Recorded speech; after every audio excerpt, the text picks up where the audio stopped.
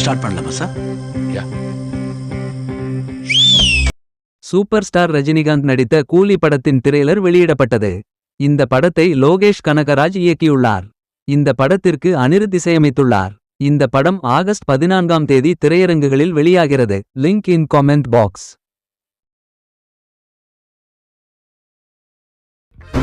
என் பேரு ரங்கராய சக்திவேல் நாயக்கன்.